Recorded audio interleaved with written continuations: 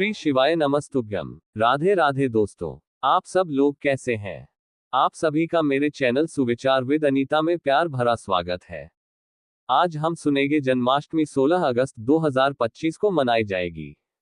यह पर्व भगवान कृष्ण के जन्म का उत्सव है, जो भाद्रपद मास के कृष्ण पक्ष की अष्टमी तिथि को मनाया जाता है।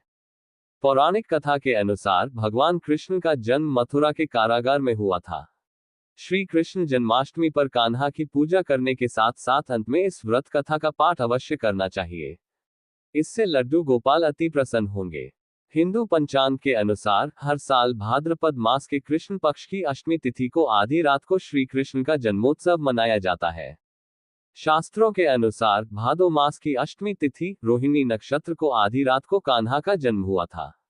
आज पढ़ने वाले जन्माष्टमी काफी खास है, क्योंकि आज वैसा ही योग बन रहा है जैसे द्वापर युग में बना था।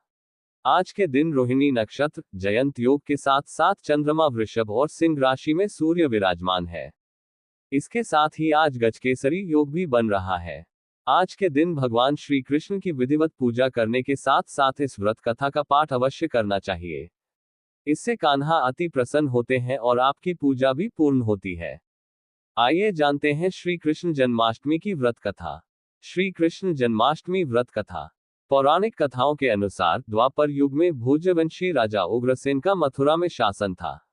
वह बड़े ही दयालु थे और प्रजा भी उनका काफी सम्मान करती थी। लेकिन उनका पुत्र कंस दुर्व्यसनी था और हमेशा अपनी प्रजा को किसी न किसी प्रकार से कष्ट देता था। जब उसके पिता को ये बात पता चली तो उनके पिता उग्रसेन ने उसे खूब समझाया। लेकिन कंस ने अपने पिता की बात मानने की बजाय उल्टा उन्हें ही गद्दी से उतार दिया और खुद ही मथुरा का राजा बन बैठा।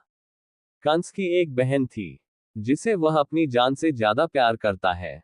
उनकी एक बात कहने से वह हर एक चीज को पूरा कर देता है। ऐसे ही कंस ने अपनी बहन देवकी का विवाह वासुदेव नामक यदुवंशी सरदार के साथ धूमधाम से कर दिया। वह अपनी बहन को उसके ससुराल स्वयं रथ खींचकर पहुंचाने वाला था।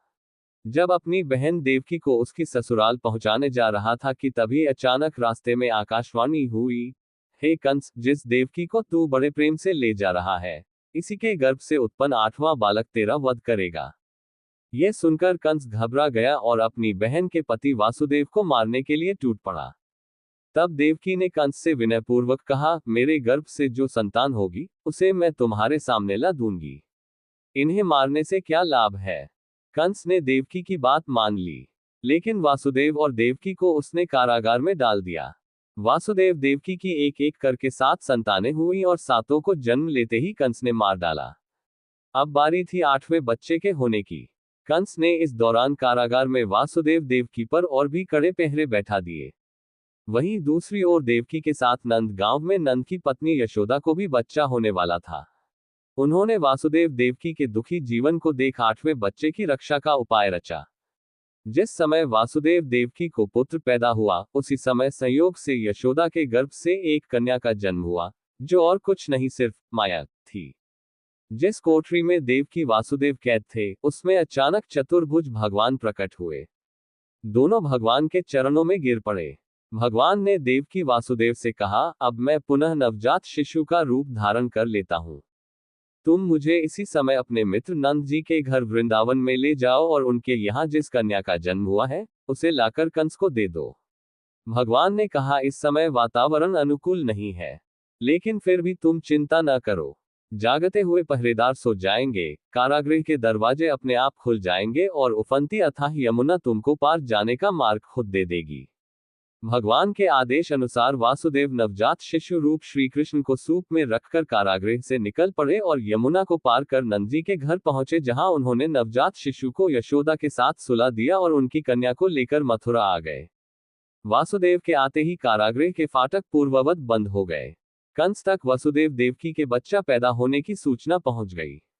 कंस ने बंदीगृह में जाकर देवकी के हाथ से नवजात कन्या को छीना और जैसे ही उसने उस बच्ची को पृथ्वी पर पटक देना चाहा, वैसे ही कन्या आकाश में उड़ गई और उसने कहा, अरे मूर्ख, मुझे मारने से क्या होगा?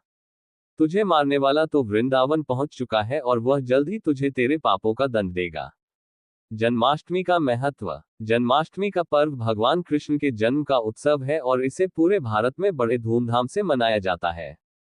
इस दिन भक्त व्रत रखते हैं, मंदिरों में पूजा अर्चना करते हैं और भगवान कृष्ण की लीलाओं का स्मरण करते हैं।